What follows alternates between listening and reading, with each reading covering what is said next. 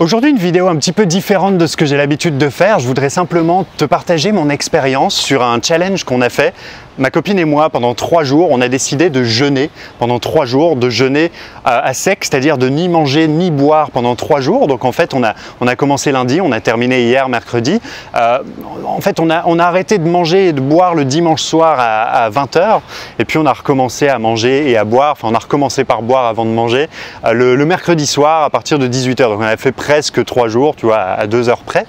Et je voulais simplement faire le bilan en fait de cette expérience dans cette vidéo. Je sais que ça intéresse beaucoup de gens. J'ai partagé cette expérience sur Instagram en story. Et il y a beaucoup de gens qui les ont suivis et qui m'ont envoyé pas mal de questions, notamment sur le jeûne sec, le fait de ne pas boire, ça en intéresse, ça en inquiète aussi beaucoup d'entre vous. Je voudrais en parler un petit peu ici. Alors moi, je suis pas scientifique, je suis ni médecin. Ce que je vais faire dans cette vidéo, c'est vraiment un retour d'expérience. Je vais partager mon ressenti, comment moi je l'ai vécu, etc. Mais il n'y a aucune vérité scientifique à trouver dans cette vidéo, honnêtement. Il y a beaucoup, de plus en plus de contenu sur Internet et des bouquins aussi qui en parlent de manière scientifique. Et moi, c'est pas mon rôle à moi. Simplement, je partage mon expérience encore une fois. Alors, pourquoi on a fait ça déjà ? Pourquoi on a décidé de se lancer là-dedans? Déjà pour le challenge, hein, évidemment, c'est challengeant, en termes de dépassement de soi, c'est pas évident, on en reparlera un petit peu plus tard dans la vidéo, mais aussi et surtout pour tous les bienfaits, toutes les vertus du jeûne. Et ça, encore une fois, je vous renvoie vers le contenu qu'on peut trouver sur le web, mais il y a plein de vertus au fait de jeûner, le fait de mettre son corps au repos, le fait d'arrêter le système digestif et d'être complètement au repos. Ça permet d'utiliser toute cette énergie autre part, et notamment pour régénérer les tissus, les cellules, notamment pour détoxifier le corps, pour régénérer aussi, et ça m'intéressait beaucoup, le cerveau, les neurones. Il y a une régénération neuronale qui se fait grâce au jeûne. C'est quelque chose qui m'intéressait dans le sens où moi, comme beaucoup de jeunes, dans ma jeunesse, je l'ai beaucoup esquinté, mon cerveau, avec l'alcool, avec le cannabis, etc. Ça m'intéressait voilà, de travailler là-dessus. Puis d'une manière générale, ça renforce le corps, le fait de faire subir à son corps un stress, ça le renforce en quelque sorte, un petit peu comme quand tu prends une douche froide ou quand tu fais du sport, etc. C'est ce qu'on appelle la loi de l'hormèse, le fait que quand tu soumets ton corps à un stress, il se renforce. Bref, il y a plein de vertus, plein de points positifs au jeûne, et c'est pour ça qu'on a voulu l'expérimenter. Alors, comment ça s'est passé ? Le tout premier jour, honnêtement, je trouvais ça extrêmement facile. Je trouvais ça facile. Alors, autant ma copine, dès le début de l'après-midi, le premier jour, a commencé à se sentir un petit peu faible, à ressentir fort la faim, etc. Moi, toute la première journée, ça a été plutôt simple. J'ai pas vraiment ressenti la faim, à part peut-être à partir de la fin de l'après-midi, fin de journée. Sinon, j'ai pas vraiment ressenti la faim. J'avais de l'énergie. Honnêtement, j'étais bien. La première journée s'est passée hyper facilement pour moi. Un petit peu de mal à dormir, par contre, le premier soir. Cette sensation qui commençait à s'installer de ventre vide, quoi. C'est une sensation qu'on connaît pas, c'est hyper bizarre parce que c'est pas quelque chose qui fait mal, mais c'est quelque chose qui est extrêmement inconfortable et qui est nouveau aussi, qui est inconnu. On n'a jamais eu, moi de toute ma vie, j'avais jamais passé toute une journée sans manger, sans boire. C'est quelque chose qu'on connaît pas. Et donc cette sensation-là, c'est vrai que le premier soir, la première nuit, moi ça m'a empêché un peu de dormir. De toute façon, j'ai pas passé mes meilleures nuits, hein. Je vais pas te le cacher pendant ces 3 jours. Donc ensuite, la deuxième journée, ça a été pour moi la plus compliquée.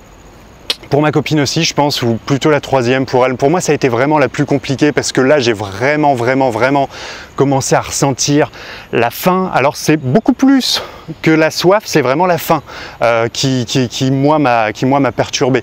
La soif, ça va, je l'ai pas vraiment ressenti. On y reviendra d'ailleurs parce qu'il y a beaucoup de gens qui m'ont demandé, mais t'es sûr que c'est pas risqué, tu vas pas te déshydrater si tu bois pas pendant 3 jours, etc., etc. On y reviendra un petit peu plus tard, mais moi c'est beaucoup plus la faim qui m'a torturé un petit peu le deuxième jour. Et puis on était hyper faible en fait. On était faible, faire des mouvements c'était relativement compliqué. Alors à un moment on s'est dit on va aller se balader dans un parc, pas dans ce parc là, dans le parc d'à côté, pour être un petit peu en nature, quoi. Et le simple fait de marcher, c'était compliqué. Et puis en plus, on est à Kuala Lumpur, il fait 30 degrés. À ce moment-là, il y a le soleil qui est sorti. Donc il fallait surtout pas justement qu'on commence à transpirer parce que, bon, effectivement, on va pas se déshydrater. Mais si on commence à transpirer toute l'eau de notre corps, ça devient un peu risqué. On en reparlera aussi. Mais c'était compliqué quoi. C'est le simple fait de marcher, de se balader, c'était compliqué. On était hyper faible. Mais après, ce qui est marrant, c'est que c'est vraiment des phases. C'est-à-dire que tu as toute une phase où tu vas te sentir voilà, faible, tu as le ventre vide. Encore une fois, ça fait pas mal, mais tu as cet inconfort dans le ventre. Parfois, tu as mal au crâne aussi, c'est normal, c'est la détoxification. Tu as tous ces symptômes-là, si tu veux. Et puis, 1 heure plus tard, tu as à nouveau de l'énergie. Tu as moins mal au crâne, tu es capable de parler, de marcher beaucoup plus facilement. Je ne sais pas ce qui se passe dans le corps exactement pour que ça fasse des phases comme ça. Mais en tout cas, voilà, ça s'est passé comme ça pour nous. Et donc la deuxième journée était vraiment compliquée. Pareil, le soir, difficile de dormir avec cette sensation-là. Et puis des pensées à de la bouffe, quoi. C'est vrai que là, c'est devenu compliqué. À ce moment, c'est vraiment devenu compliqué parce qu'on pensait à de la bouffe et à boire en permanence. Et puis le troisième jour, pour moi, c'était un petit peu moins compliqué.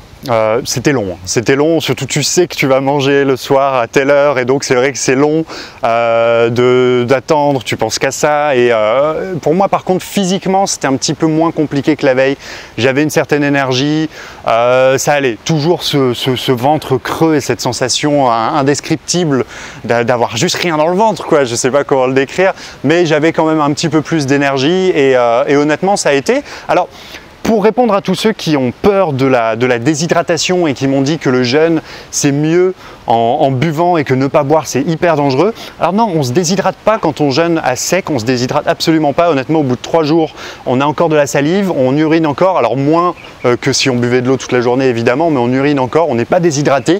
Il y a des gens qui jeûnent à sec pendant 10 jours, il y en a même qui vont jusqu'à 15, jusqu'à 18, 20 jours à sec. Alors je dis pas qu'il faut faire la même chose, encore une fois je suis pas médecin, mais on ne se déshydrate pas en 3 jours sans boire. C'est ce qu'on a dans la tête parce qu'on nous a toujours dit qu'il fallait boire 1,5 litre ou 2 litres d'eau par jour et que si on ne buvait pas pendant 3 jours, on allait mourir. C'est totalement faux en fait. Et quand tu arrêtes de boire et de manger, finalement, ton corps va en fait puiser l'eau dans tes réserves et notamment tes réserves de graisse, tu vois. Et tu perds beaucoup plus de graisse quand tu jeûnes à sec que quand tu jeûnes à l'eau. T'en perds beaucoup plus et beaucoup plus vite. Moi, c'est un truc qui me faisait vraiment flipper. J'avais peur de perdre du poids. Alors effectivement, tu perds nécessairement du poids quand tu bois pas et que tu manges pas pendant 3 jours.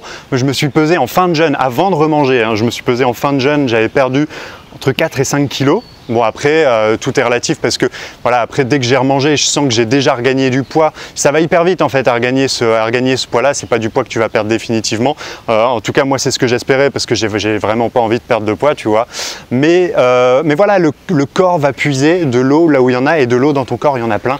Donc tu te déshydrates pas en 3 jours et finalement c'est même d'autant plus efficace de jeûner à sec que de jeûner à l'eau. Je vous renvoie vraiment vers le contenu qu'on peut trouver sur internet, notamment les vidéos de Thierry Casasnovas qui sont vraiment intéressantes sur le sujet, qui sont très complètes, donc je vous renvoie vers ça.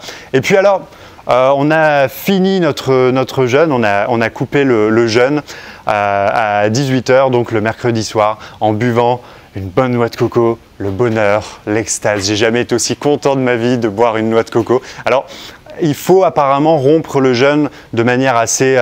il faut y aller doucement, quoi. Il ne faut pas s'enfiler 1 litre d'eau directement. Le mieux, c'est vraiment... La noix de coco, c'est idéal si tu habites dans les tropiques, si tu as cette chance-là, ou si tu arrives à en trouver là où tu habites. Mais sinon, le mieux, c'est vraiment de rompre le jeûne avec des fruits, des légumes, avec du cru en fait. Essayer de ne pas mettre dans son corps directement des aliments cuits. Rompre le jeûne avec du cru et de manière progressive, y aller progressivement, boire lentement, etc. Et puis voilà, alors on est hyper content d'avoir fait cette expérience-là, d'avoir relevé le challenge. Je pense que c'est quelque chose que je referai régulièrement, peut-être une fois par an, pourquoi pas, ou je sais qu'il y en a qui font du jeûne intermittent par exemple, qui le font tous les jours, qui ne mangent pas jusqu'à une certaine heure et qui commencent à manger et à boire seulement à partir de 14, 15, 16 heures dans la journée. Moi, c'est pas forcément ce que j'ai envie de faire. Il y en a qui le font aussi, par exemple, une journée de jeûne par semaine. J'ai pas forcément envie de faire ça non plus. Moi, je pense plus que voilà, je vais me faire un gros jeûne de 3-4 jours, peut-être une fois par an, voilà, pour une question de bien-être et pour une question de, voilà, pour régénérer un petit peu mon corps. Je pense que c'est important, mais au-delà même du fait, effectivement, il y a le côté santé, c'est excellent pour la santé. Il y a même des gens qui guérissent de certaines maladies par le jeûne, hein, puis même de certains cancers par le jeûne ou par certaines monodiètes. J'ai entendu parler d'une monodiète de raisin notamment, pour guérir certains cancers. Enfin bref, c'est pas le sujet de cette vidéo, puis je suis pas expert encore une fois, mais au-delà même de ce côté santé, moi c'est vraiment l'aspect psychologique aussi que j'ai beaucoup aimé dans cette expérience et auquel je m'attendais pas forcément. Le fait que c'est vraiment un muscle pour ta volonté. Déjà, ça demande énormément de volonté, hein, surtout quand tu es dans un pays comme la Malaisie où tu as à manger partout, mais je veux dire même en France, même en Europe, tu as à manger partout.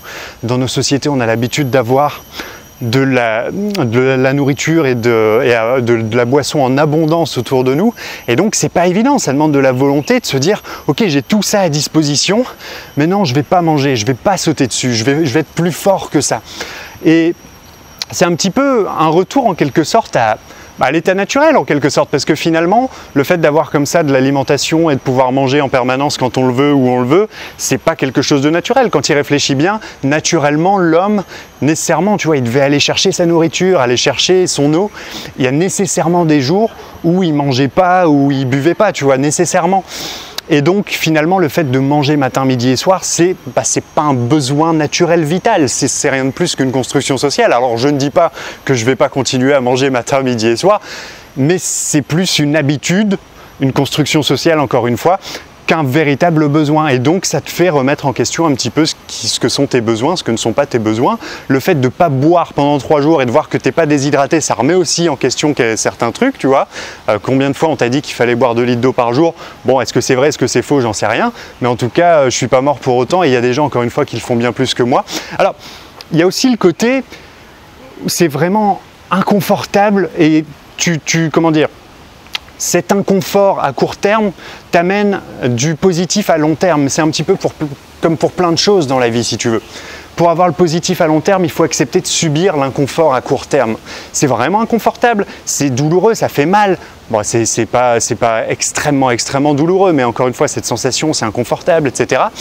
Mais il faut rester focalisé sur le fait que à long terme ça t'amène du positif et donc réussir à être plus fort. Je pense vraiment que ça muscle ton mental et au-delà de ça, ça te permet aussi de retrouver une certaine gratitude pour les choses simples de la vie. C'est con, mais je te dis, au bout de 3 jours, quand tu revois de la bouffe et quand tu retrouves à boire, t'es heureux comme pas possible. J'avais jamais été aussi heureux de manger et de boire, et finalement tu te rappelles que c'est une chance, tu vois, de pouvoir manger, de pouvoir boire autant qu'on en a envie. Déjà, il y a plein de gens sur la planète qui peuvent pas le faire, mais en plus, voilà, c'est important, je pense, de continuer d'apprécier les choses qu'on a déjà dans la vie. Tu sais, je sais plus, il y a une citation que j'ai lue récemment qui dit que le bonheur, c'est de continuer de désirer les choses qu'on a déjà, et je pense que le fait de s'en priver de ces choses qu'on a déjà, c'est le meilleur moyen de continuer de les désirer justement, et de continuer d'éprouver de la gratitude pour ça, de continuer de se dire voilà, j'ai de la chance finalement d'être où je suis, d'avoir ce que j'ai, et reprendre un petit peu du plaisir pour les choses simples de la vie, les choses aussi simples que de manger et de boire, voilà, tout simplement. C'est tout ce que j'avais à dire sur le sujet. J'espère que ça a pu t'inspirer et pourquoi pas te motiver à te lancer toi aussi dans cette expérience-là. N'hésite pas à partager ton avis sur le sujet dans les commentaires. Si toi peut-être tu l'as déjà fait, peut-être que tu as une expérience à partager là-dessus, c'est la bienvenue dans les commentaires. Et puis voilà, on se retrouvera vite pour la prochaine vidéo. Je te souhaite de prendre soin de toi, prendre soin de ton corps, et puis on se voit bientôt. Ciao!